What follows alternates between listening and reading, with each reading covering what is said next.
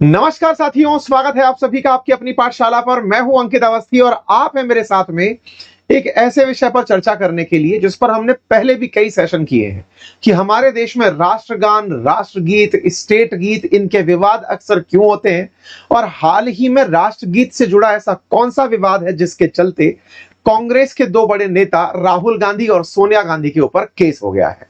ये मामला क्या है, इसको समझने के लिए आपको थोड़ा सा हम बैकग्राउंड दे दें कि इस बार देश ने जब 80वां स्वतंत्रता दिवस मनाया तो उस समय 80वें स्वतंत्रता दिवस की विकसित भारत 2047 की थीम पर जब राष्ट्र ने ध्वजारोहण देखा, प्रधानमंत्री ने जिस प्रकार से 15 अगस्त पर लाल किले की प्राचीर से जब फ्लैग होस्ट किया, उस समय पर दो गीत बजाए गए थे, एक राष्ट्रगीत और एक राष्ट्रगान। राष्ट्रगीत और राष्ट्रगान की इसी पंक्ति में जब राष्ट्रगीत यानी कि वंदे मातरम बजाया जाना शुरू हुआ तो कांग्रेस के खेमे में कुछ इस प्रकार की तस्वीरें आई जिसमें मंच पर असहज होती हुई सोनिया गांधी जी और सवाल पूछते हुए राहुल गांधी जी नोटिस हुए। ये क्या बात कर रहे थे वो आगे चलकर बताएंगे, लेकिन जिस समय राष्ट्रगीत चल रहा था उस समय आप राष्ट्रगीत ना गाकर कुछ रिएक्शंस और मुख से अभिव्यक्ति दे रहे थे। इसी से सारा विवाद जन्मा है।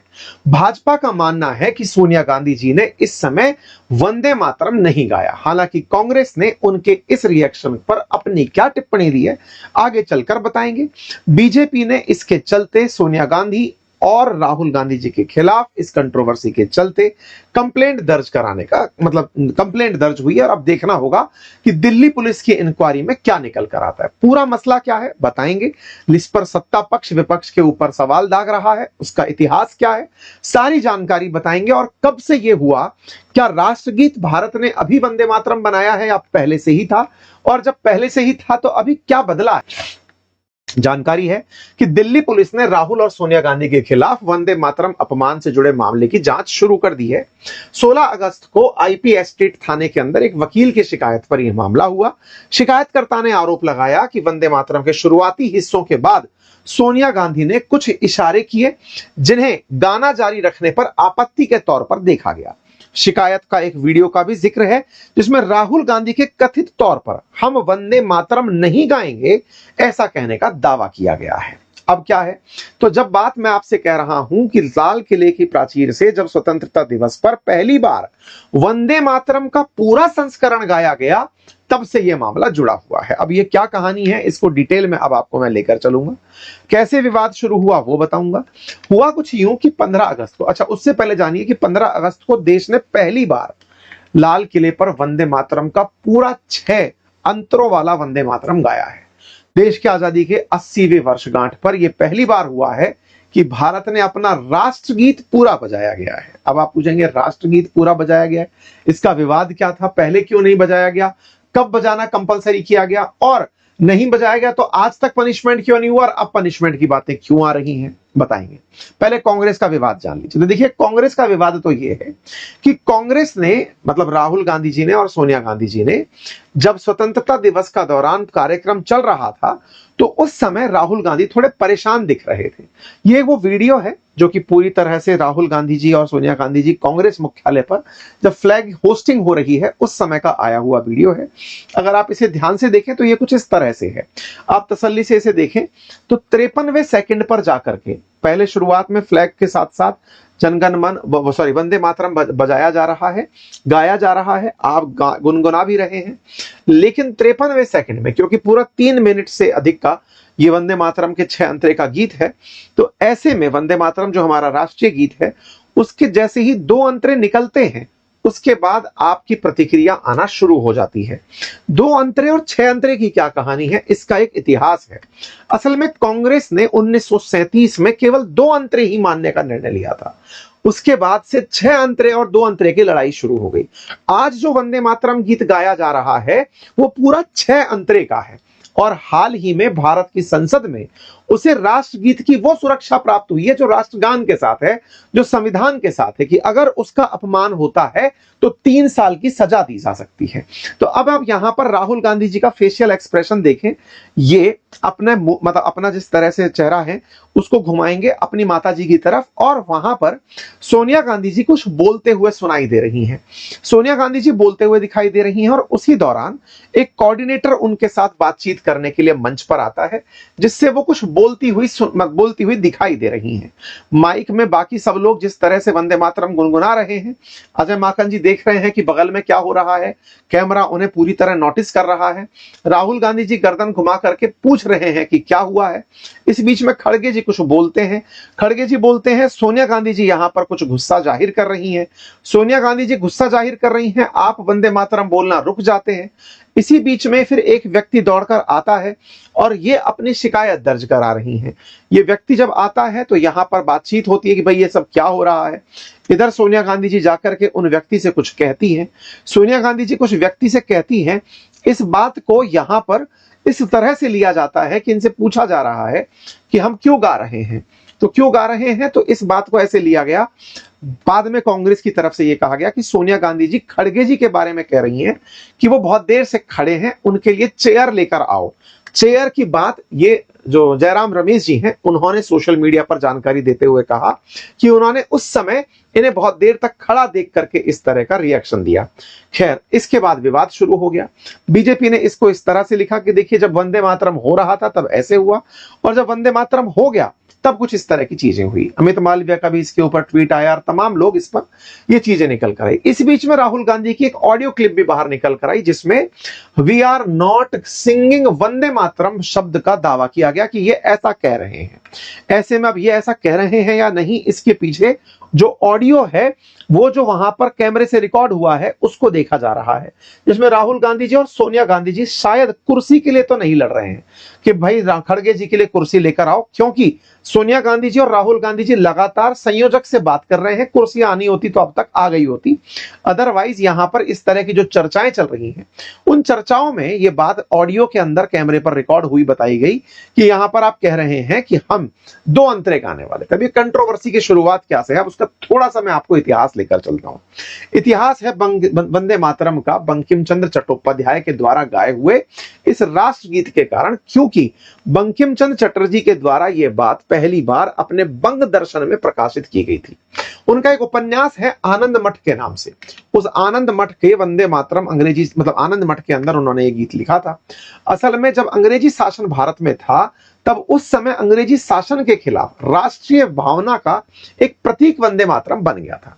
1896 में राष्ट्रीय कांग्रेस के कलकत्ता अधिवेशन में रविंद्रनाथ टैगोर ने इसे जब गाया तो यह स्वतंत्रता आंदोलन का सबसे लोकप्रिय गीत बनकर के निकला। लोगों में राष्ट्रीय चेतना का भाव जगा। बंकिम चंद्र चटर्जी की बातें जो थी, मतलब जो पहचान थी, वो एक लेखक, कवि और उपन्यासकार के रूप में थी। कलकत्ता यूनिवर्सिटी से आप पढ़े लिखे थे। आपकी जो रचनाएं थी उनमें इस रचना को इतना ज्यादा प्रचलित माना गया कि इसके गाने पर लोगों पर प्रतिबंध तक लगाए गए। अंग्रेज इस गीत से चिढ़ने लगे। 1905 में जब स्वदेशी आंदोलन हुआ तो उस समय बंकिम चंद्र चट्टोपाध्याय जी का आनंद मठ से निकला ये जो गीत था, उस गीत से अंग्रेजों का चिढ़ना इस तरह अंदाजा लगाया जा सकता है कि 200 बच्चों पर इस गीत के गाने पर 5-5 रुपए का जुर्माना लगाया गया था। उस समय 5 रुपए बड़ा अमाउंट हुआ करता था। स्कूलों में, कॉलेजेस में इस गीत को गाने से रोक दिया गया। ब्रिटिशर्स के द्वारा इस गीत से आपत्ति दर्ज कराई गई। इवन 17 अगस्त 1909 को जब मदन लाल डींगरा को इंग्लैंड में फांसी दी जा रही थी, उनके भी आखिरी शब्द वंदे मातरम ही थे। 15 अगस्त को जब देश आजाद हुआ ना, तो पहली बार जो ऑल इंडिया रेडियो पर बजा था वो गीत वंदे मातरम ही था। और भी 24 जनवरी 1950 को जनगण मन और ये वंदे मातरम, इन दोनों को ही, जनगण मन को राष्ट्रगान और वंदे मातरम को राष्ट्रीय गीत का दर्जा भी दिया गया। उस समय पर देश के पहले राष्ट्रपति राजेंद्र प्रसाद ने संविधान सभा में वंदे मातरम को जनगण मन के बराबर सम्मान देने की घोषणा की। इस घोषणा के बाद संविधान सभा के सभी सदस्यों ने जनगण मन और वंदे मातरम दोनों गीत भी गाए। यह सब बात 1950 की है। यह तय हुआ कि राष्ट्रीय कार्यक्रमों में राष्ट्रपति और राज्यपाल को सलामी, परेड और तिरंगा फहराने पर राष्ट्रगान का नियमित रूप से गायन किया जाएगा और इसके अंदर वंदे मातरम को लेकर कोई बाध्यता नहीं बनाई गई। फिर धीरे धीरे सत्ताएं बदलती गई। 1996 के अंदर 98 में उत्तर प्रदेश के अंदर स्कूलों में वंदे मातरम को कंपलसरी कर दिया गया, लेकिन पड़े हुए तमाम प्रकार के मुस्लिमों के दबाव के चलते 1998 में सरकार को अपना फैसला लेना पड़ा, वापस लेना पड़ा। 2006 के अंदर केंद्र सरकार ने वंदे मातरम के 100 साल पूरे होने पर इसे सभी स्कूलों में गाने का आदेश दिया, लेकिन उसके बाद इसे वैकल्पिक बना दिया गया। 2006 में इस्लामिक संगठनों ने कहा कि मुसलमान अगर होगा तो वो इस गीत को नहीं गाएगा।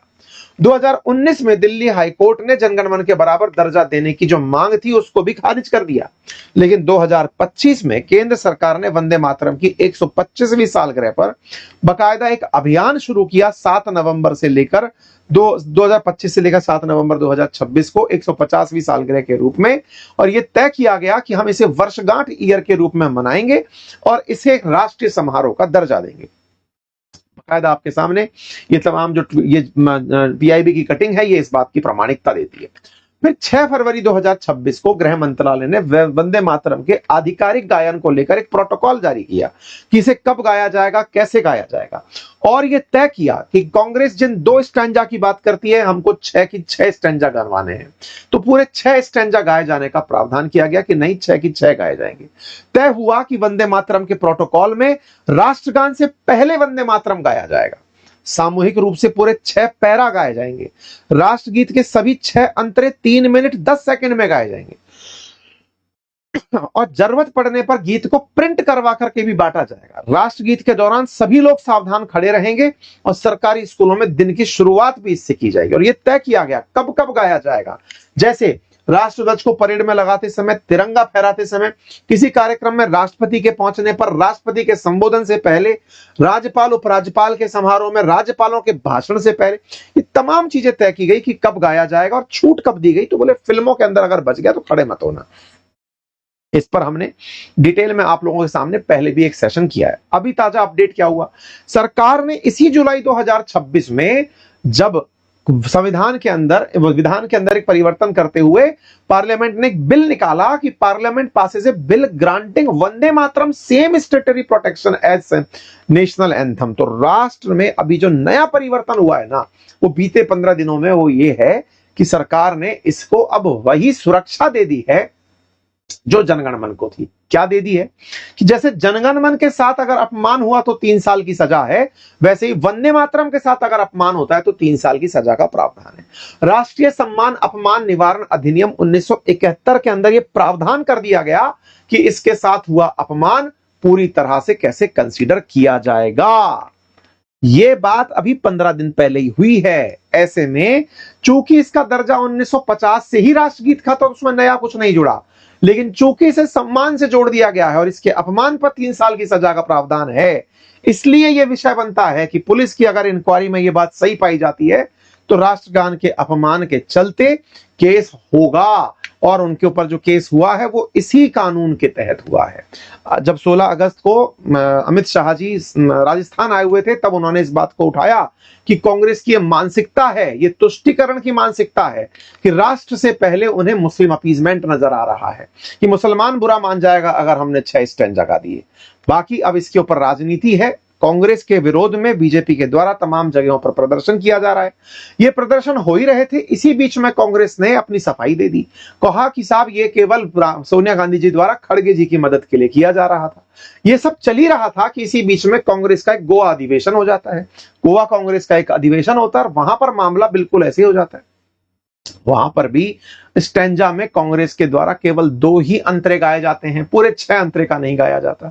18 अगस्त को जिस समय खड़गे जी गोवा पहुंचते हैं, उनकी मौजूदगी में फिर 2 स्टैंजा गाए जाते हैं। मतलब कि यह जानबूझकर व्यवधान पैदा किया गया था। अब ऐसा प्रतीत हो रहा है कि गोवा के अंदर जो हुआ वो नहीं होना चाहिए था।